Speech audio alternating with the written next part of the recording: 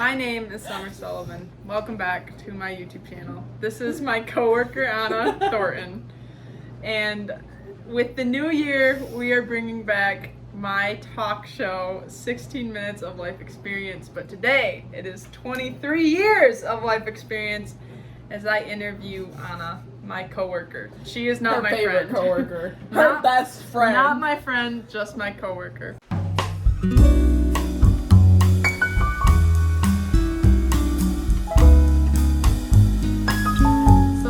Like to give a little background before I go into the 5 questions. 16 Minutes of Life Experience. I ask 5 questions about your life, about random advice, and maybe something about a certain book series that you may or may not have read. What do you mean by the best author in the entire world? Perhaps. We met at Michigan Brew, which is where we both work now. Mm-hmm. She is the bright spot of every single one of my days. I wrote down on my thing, it feels like I've known you forever, and don't look, it has the questions on it. Feels like I've known you forever, even though it's literally only been 3 months. It's right there. You can't Stop, leave this don't look at it. Okay. I'm breaking the fourth.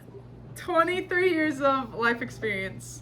Starting. Okay, question number 1 is a question about yourself. So you can kind of give a little background about yourself with this question. So, if you guys don't know, which you probably don't, Anna is actually from Iowa. Gross. It's a state that is made up of cornfields. That's it. And she now lives in northern Michigan. Fantastic. So my first question for you is, what was the best thing about moving to Michigan, and what was the worst thing about moving to Michigan? It can be anything. It can be like weather or... No, so honestly, best thing would probably be Michigan Brew. Just because, like, I have so much freedom. It's so nice. Yes. But at the same time... No. You can, this is a channel for trauma dumping. So go ahead. Yeah, no, I think that would be the worst part of it, is like... Say it louder for the camera. Dealing with my ex-husband would be my worst part. But, you know, living my best life. Yeah, at Michigan Brew now. And we'll plug Michigan Brew, that's where we work. It's like a brunch restaurant. Yeah. It has super good food and even better service. So... I need to stop. I also think, the finger guns. Michigan Brew, but also some good things about Michigan for me. I hate Michigan. I'm about to move, obviously. The worst. But there are some good things about Michigan. There's a lot of cool places, like Petoskey. We went to Petoskey. Yep, that was Mackinac fun. Island. You haven't been there yet. That's my summer mission. Bucket list. Yes. The Great Lakes. There are some cool things about Michigan, but for the most part, it kind of sucks. Believe me, if I pointed the camera outside, you would see why it sucks. It is beautiful out there. You are a pessimist. Literally, the sun is not shined. The sun is not shined in 7 days. So, anyway, that was a great answer to the question. Number 2 is, I like to take random situations and scenarios from movies and TV shows and books that I like. Mm-hmm. So this is one, and we'll see if you'll be able to guess the movie or show. Okay. But first you gotta answer the advice. If you found out that someone was paid to date you, but now they're proclaiming they have real feelings for you, what do you do? And if you have watched any other of these, I did ask Georgie this question, but I want as many perspectives. I want as many perspectives. I want to see how similar your guys' answers are. So okay, so it may be a petty reasoning, but I'm gonna play into that. You're gonna love me, and I'm a bail because you can't build a solid relationship on a... Yeah. That's literally every movie ever. And every girl's like, oh, it's fine. You know, he loves me now. And we're so great to each other. And it's like, yeah, but he was playing you from the beginning. That wasn't George's answer. But I honestly... The foundation of a relationship is super important. If your relationship is founded on a lie or someone being paid to take you out, complete manipulation, selfish reasons, how much better can the relationship get? So I like that answer. Georgie's answer was she would have to see a lot of proof and a lot of work to prove that you actually had real feelings and you weren't still getting played. Nope, should have thought about that. But you say no. Absolutely I don't know how much this actually happens in real life. Do you know what movie it's from? Dude, there's so many movies. I know. I was like, pick which one. I was specifically thinking of 10 Things I Hate About You. I love that movie. I know, me too. Oh Wait, my you're God. okay with it happening in that movie? It's different. Oh, it's different. Heath It's only Ledger different can because get it anytime. it's Heath Ledger. That's the only Yes, reason it's that, different. that is the only person that it is okay with. But anyway, so if you ever get in a situation where you find out that someone has been paid to date you, Anna says, out the window. Goodbye. Goodbye. Cut off. We're So fighting. there you go. Question number 3. This one has to do with that super good book series I was telling you about. You can actually find that book series on falltodarkness.com. Go get it. That one? That one? That one Yeah, right there. This is which character in Fall to Darkness resonates with you the most and why? And also for context, Anna has only read the first book and 3 chapters of the second. Yeah, I'm a fall behind. She's a fake fan. I love it, the series. That's my Anyways, Anyway, I completely forgot your question. what character in Fall to Darkness resonates with you the most? I feel almost like it'd be Sonny, but only because she has like this whole like big thing that she's trying to move from while keeping it a major part of herself and trying to like move on with everything while maintaining that aspect of her life. Like she's not just, oh, you know, it's past is my past, whatever. Like no, it's an active part of her as she's like going through this whole thing. Mm-hmm. And I think that's probably one of my favorite aspects about her. I like what you're saying because she is trying to move on from her past, but she's also embracing that it's always going to be a part of her, and it's really something you can't move on from. Like her parents are dead. She doesn't know why. There's still a lot of questions. So that's an interesting answer. Mm-hmm. And as a bonus, which we'll call this 3B, Marry Kiss Kill, because this is a kids show. Marry Kiss Kill Adriel Roman Ryder. Oh.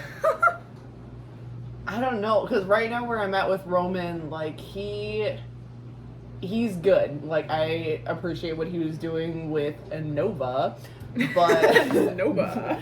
But at the same time, like, he was still willing to, like, fully just... betray her. Yeah. But at the same time, he's also ready to go back and get her. So, I don't know, I'm still... He's kind of in that gray one. area. I still stick with my initial... This has been a previous conversation. We have had this conversation before. I stick with my initial of marrying Ryder. I feel like he'd be the most consistent. Overall, great choice for ever. Forever. And then honestly, I think I would have to kill Roman. Kill Roman. We do not stand for the betrayals. Yeah. It's a one and done.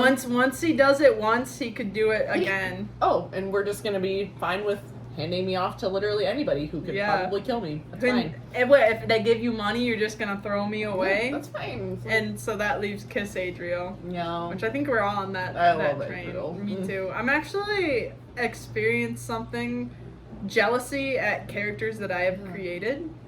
Like Sonny in the spring I think scene. that's why I want to be her. It's just Adriel. I remember that scene, rereading it, and being like, man, she gets everything. Yeah. And then I was like, Who does she think she is? I made this happen.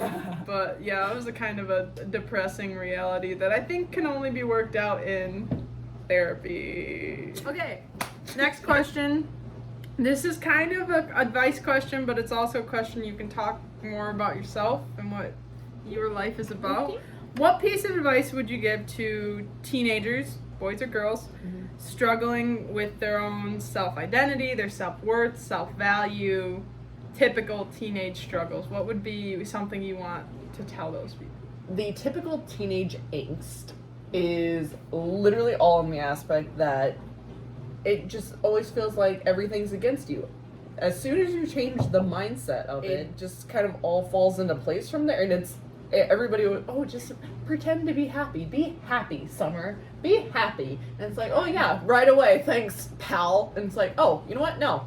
I'm tired of being angry and sad. I'm gonna have a great day. And by changing the mindset, you're like, you know what? No, that's not gonna let me down because I'm having a great day. Yeah. And it actually does help a lot. We do that at work a lot. Constantly, we'll be like, something bad will happen, and you know it has the potential to ruin your day, but it's you allowing dropping the egg. Yeah. We dropped an egg in the middle of a rush, and it became the good luck egg. Yeah. And it just sat on the floor. It was on the floor, which it is was our good luck egg. super sanitary, but it was just like, or I mean, like, it's not like we served we'll it. put onions on a sandwich when there shouldn't be one, and you'll have to redo the whole thing, and it's like, Look at the bright side. Now we have a sandwich. a for sandwich us to, snack on. to eat, yeah. Or it's just so easy to let little things like that ruin your day, but you really have to be the one who's like, You're in control of how And you perceive everything. In the moment, it doesn't feel like a little thing. Like, it feels like a huge thing. It's like, really, I have to remake another sandwich? But It's like it's a 2-minute task versus the entire rest of your day being angry about that one which sandwich. is like